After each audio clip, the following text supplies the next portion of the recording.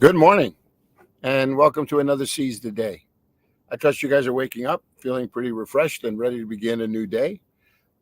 Today is Thursday, July the 20th, and we get an opportunity to spend some time together this morning.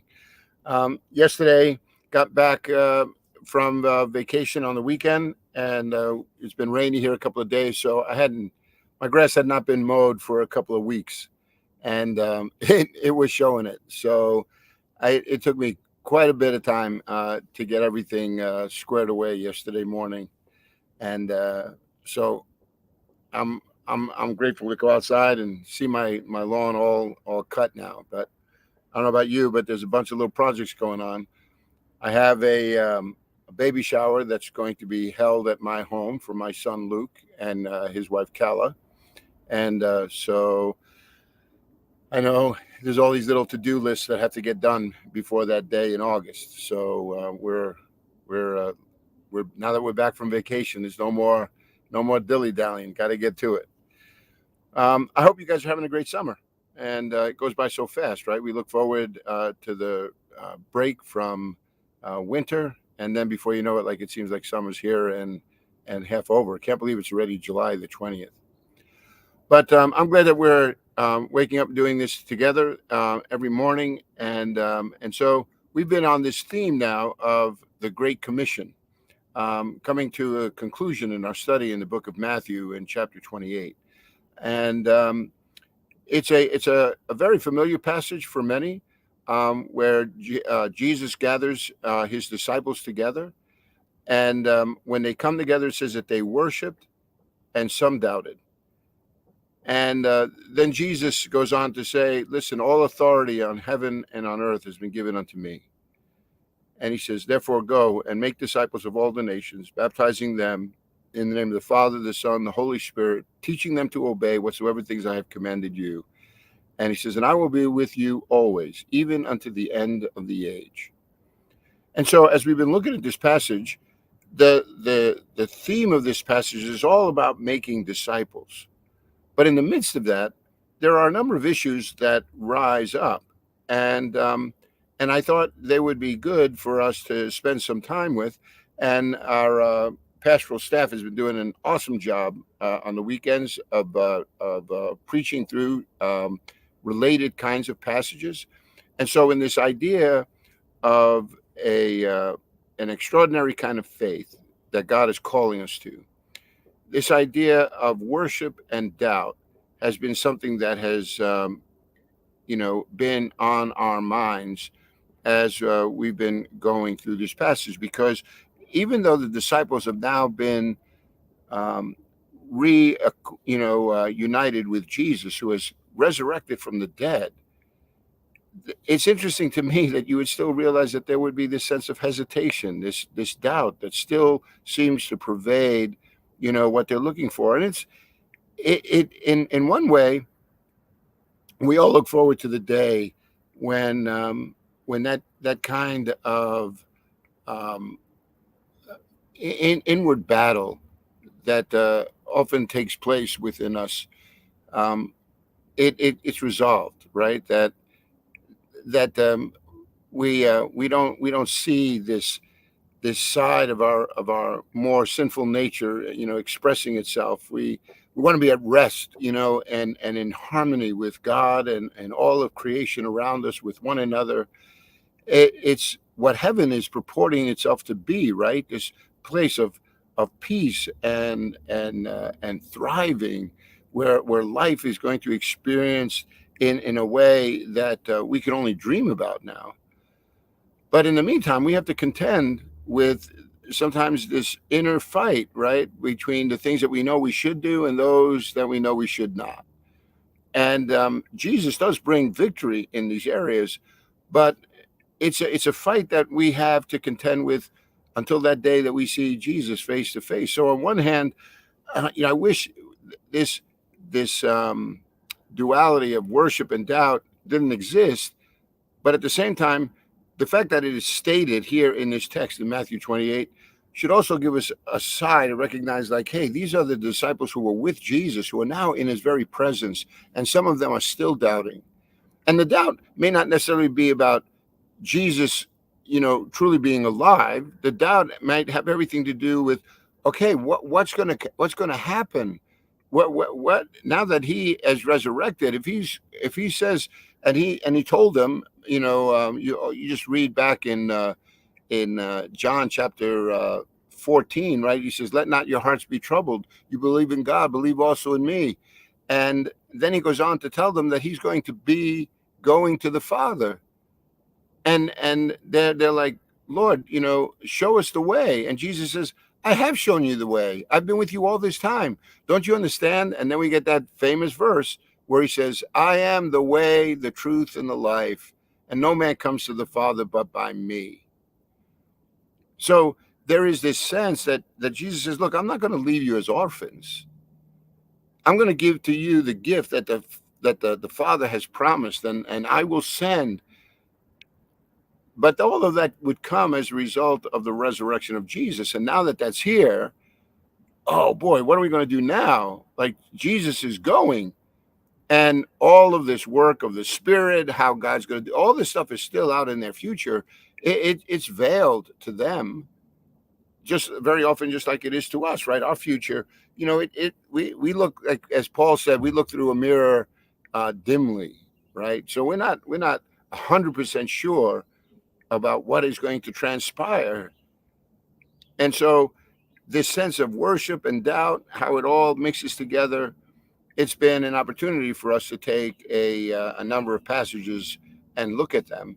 And currently, I've had you reading through Psalm 73 with me. And what was unique about this psalm is that it was written by a man named Asaph. And if you were with me yesterday, then you heard me talk about these passages from 1 Chronicles 6, 1 Chronicles 15 and 16, and another mention in verse 25, all of which that gives you a little bit more insight into Asaph, who was Israel's worship leader. In fact, he was like a right-hand man to David. David, at one point, as you read in 1 Chronicles 15 and 16, he wrote a psalm that he specifically gave to Asaph for him to perform before the nation of Israel. And so this sense of calling on Asaph's life, he is Israel's, one of their chief worship leaders. I want you to think about the place that sometimes song and music has to plays in your life.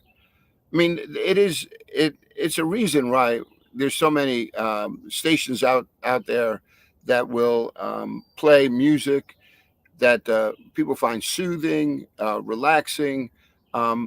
Worship time in church, people come, they love to sing and give expression to some of these truths that we all, that bind us together. It's an important part of our experience and giving expression to some of the innermost feelings that we possess. So I'm telling you all this because this is Asaph is the one who's responsible for leading Israel on this whole journey, and so I wanted that to be deeply embedded into your head, because listen to what he has to say when he starts here in Psalm 73. He says, "Surely God is good to Israel, to those who are pure in heart." You would expect the worship leader to say that. But he goes on, he says, "But as for me, my feet had almost slipped. I had nearly lost my foothold. For I envied the arrogant when I saw the prosperity of the wicked." You don't expect to hear that from Israel's worship leader. An acknowledgement that he had started to take his eyes off of God, and the result was that he had almost slipped, nearly lost his foothold, a sense of his own bearing and purpose. How are you going to be the worship leader when you're having a hard time worshiping yourself? You see, this is a dilemma that just doesn't face Asaph; it faces everyone. And I have come to recognize that the way to combat this, right, is to set my mind on things above, where Christ is seated at the right hand of our Father. I take into heart, as we looked at a week or so ago, when I took everyone through the book of Philippians in chapter 4, when he says, listen, when you're filled with anxiety, I want you to remember that the Lord is near. I want you to pray. I want you to think about the things that are true and noble and pure and honest and excellent and praiseworthy. He says, I want you to think on these things. Why? Because if you're not thinking about that, you're thinking about something that is less, stable. The Word of God now begins to become more and more in the background, and what is presenting itself in the world around us becomes so attractive that the next thing you know, we're losing our foothold, where our feet are almost slipping. I love that old hymn where one of them says, it says, turn your eyes upon Jesus, look full into his wonderful face, and the things of earth will grow faintly dim in the light of his glory and grace. That's true. That's something that this worship leader right now is having a little hard time with. So let's hear how this is expressed, because when he looks out and it says he sees the prosperity of the wicked, how does that take shape? And I want you to, this is a great psalm, because it just really ties all of humanity together. We many just have these same kind of struggles. It doesn't matter if you were born in some date BC, or you're here in 2023. The heart of man is still the same. Listen to him express this. He says, I envied the arrogant when I saw the prosperity of the wicked. And then look at the conclusions that he draws. He says, they have no struggles. Their bodies are healthy and strong. They're free from the burdens common to man. They're not plagued by human ills. Now, think about this for a second. When you start comparing yourself and looking on around you, have you not sometimes drawn these kinds of conclusions? That you look at other people, maybe they don't even have any faith, really. They're all about ambition. They're all about themselves. They could be pretty self-centered, and yet they seem to be prospering. They seem to be getting ahead. They're the ones that get the breaks. You're struggling, you're working hard, and you're wondering, like, where's all this going? God paying attention? Hello? Is anybody listening? And so you draw this conclusion, and you place on those that you are looking at all of these false ideals. Like, for instance, is it true that they have no struggles? They may not have struggles that you can see, that they are willing to share. But hey, nobody in this world leaves unscathed.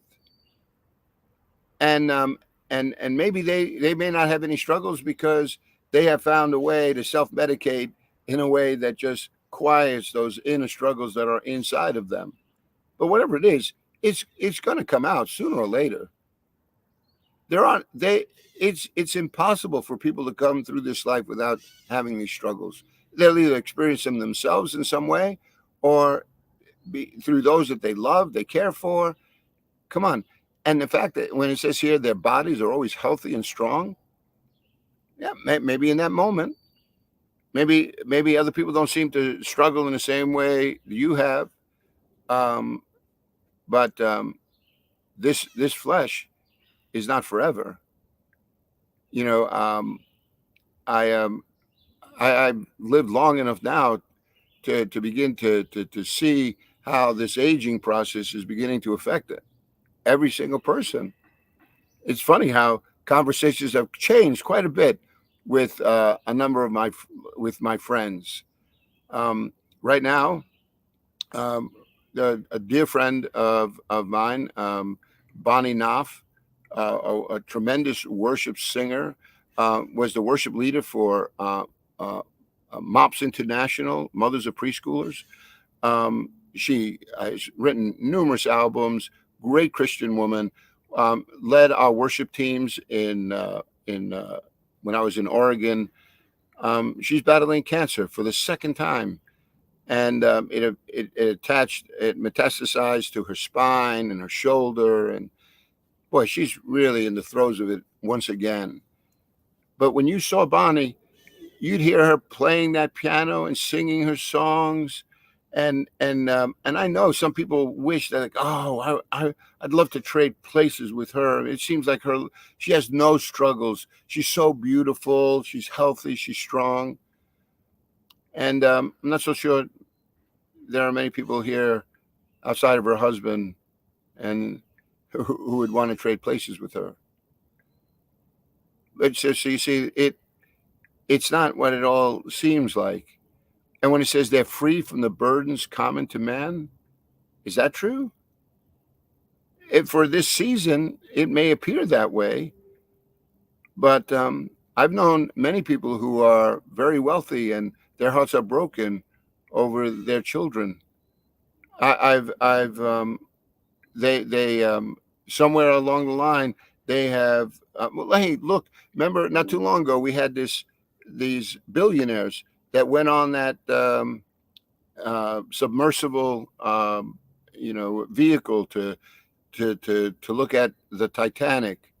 And the thing exploded, and their lives were gone in an instant. See, nobody knows the end from the beginning like God. So to project one's feelings onto everything that's going on around us is not really true. But sometimes we get in our own heads, and we think this way, don't we? So here we are saying, look, these people, they're strong, they're healthy, no struggles, everything seems to be fine for them, and yet we know it's not. What is also true is what you see here. He says sometimes, pride becomes their necklace, and they clothe themselves with violence. From their callous hearts comes iniquity. Right? Right? From their callous hearts, comes iniquity, and the evil conceits of their minds know no limits. Right? So because they find themselves in a position where in this moment they're, hey, they're on top of the world. They're healthy. They're strong. They're exuding all kinds of confidence. They don't seem to be having to contend with with human ills like that's so common to man. And so they walk around, filled with pride, conceits of their minds know no limits. And you can meet people like that.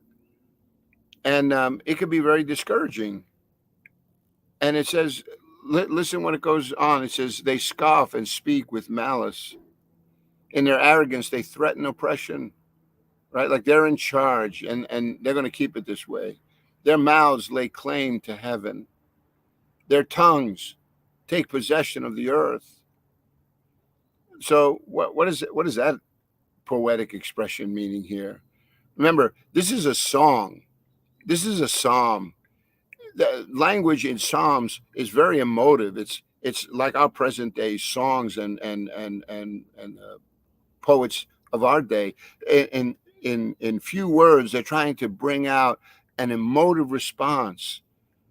So it says their mouths lay claim to heaven. Don't you see that's like this boastful kind of person who thinks that the world revolves around them, and as if they're the ones that are in charge. So their mouths lay claim to heaven. Their tongues take possession of the earth, like it's my way or the highway. I'm large and in charge. He says, therefore, their people turn to them and drink up waters in abundance. So they get their following. People pay their homage. They give them all this credit. And they say, how can God know? Does the Most High have knowledge? And so not only are they playing this role before, their fellow, human here, but even before God, they act as if they're gods themselves. And it's interesting how you can be in a position and you could feel so cocky, right? You could feel like, man, I got this by the tail. And and a person could be looking at all of that, and next thing you know, your heart is moved to jealousy and envy. And what happens with this whole perspective about you know um, facing every trial, with this knowledge that God promises not to leave us or forsake us, to make sure that in abundance and in want we learn to be content. Yeah, now if your mind is beginning to waver, if it's not centered on who he is, all of this doubt, all of this envy, they begin to seep into your life, and it robs us of the very life that God is promising. Is there anybody that wants to pattern their life after these people? Do you want to live your life that way? There are many who do, or at least they try to. And maybe there are times when they feel like they've achieved their goals. But again, you can't judge the life by just one. You can't judge the whole book by a chapter. You gotta wait till this whole thing is played through. I remember, um, all the notoriety that Tiger Woods had, and then when some of his struggles began to surface, and it destroyed his marriage, himself, right? A bad car accident, all these kinds of things that took place. Boy, you go from this pinnacle, and now all of a sudden, you're struggling. Yeah, yeah. It's a it's a problem that all of us have to face. And this is a conclusion that he draws here. Look at verse 12. This is what the wicked are like. They're always carefree. They increase in wealth. And is that true? It may seem like that for a few, but I'm telling you, like, this lens that we look out at life is sometimes skewed by our own lack within ourselves. We're projecting out there as if the wicked, this is the way they live. They're always carefree. They increase in wealth. Does anybody live that way? Like where it goes from the left straight up to the right, in like a graph that just goes off the charts? No, we have to contend with the brokenness in this world, and somewhere along the line, everybody is going to have to do that. But notice, because he's thinking this way, his feet almost slip. He nearly loses his foothold. Because why? He draws a conclusion. Look at what he says here in verses 13 and 14. He says, surely in vain I have kept my heart pure. In vain have I washed my hands in innocence. All day long I've been plagued. I've been punished every morning. Wow. Have you ever felt like that? That like sometimes you feel like God is against you.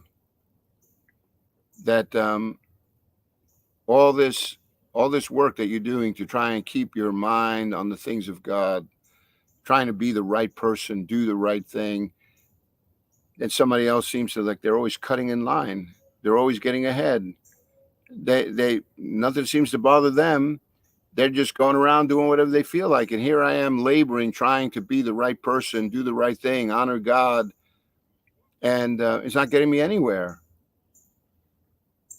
Again, what's the standard by which I am making all of these assertions?